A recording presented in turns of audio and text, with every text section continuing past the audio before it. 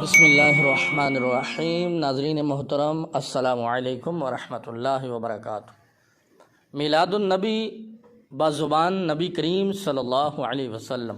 حضرت عباس رضی اللہ تعالی عنہ نے فرمایا کہ حضور امام الانبیاء صلی اللہ علیہ وسلم نے ارشاد فرمایا، میں محمد ہوں، عبداللہ کا بیٹا، عبد المطلب کا پوتا۔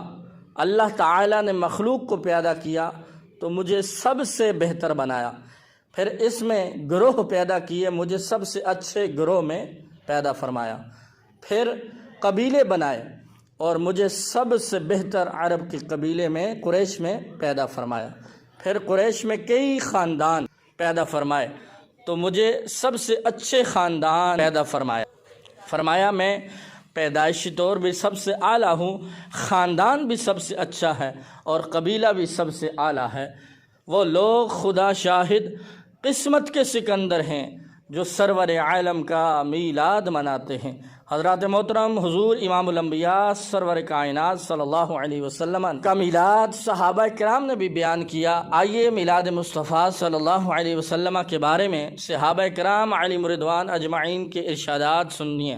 حضرت ابوبکر صدیق رضی اللہ تعالی عنہ کا ارشاد، حضرت ابوبکر صدیق رضی اللہ تعالی عنہ نے ارشاد فرمایا، جس نے نبی کریم صلی اللہ علیہ وسلم کے میلاد پاک پر 1 درہم بھی خرچ کیا، کان رفیقی فی الجنہ، وہ جنت میں میرے ساتھ ہوگا۔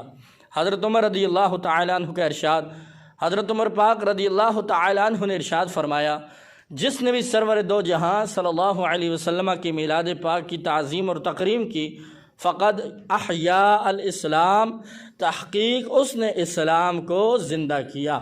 حضرت عثمان رضی اللہ تعالی عنہ کا ارشاد، حضرت عثمان غنی ذو النورین رضی اللہ تعالی عنہ نے فرمایا، جس نے حضور صلی اللہ علیہ وسلم کے میلاد پاک پر 1 درہم بھی خرچ کیا، انما لما شہدہ غزوۃ بدر و حنین، گویا وہ غزوہ بدر و حنین میں شریک ہوا۔ حضرت علی رضی اللہ تعالی عنہ کا ارشاد، حضرت مولا کائنات علی المرتضیٰ شیر خدا رضی اللہ تعالی عنہ نے فرمایا کہ جس نے بھی سید المرسلین خاتم الانبیاء علیہ الصلاۃ والسلام کے میلاد پاک کی تعظیم کی اور اسے بیان کرنے کی کوشش کی، وہ دنیا سے ایمان کی حالت میں جائے گا، وَيَدْخُلُ الْجَنَّةَ بغیر حساب، وہ بغیر حساب کے جنت میں داخل ہوگا۔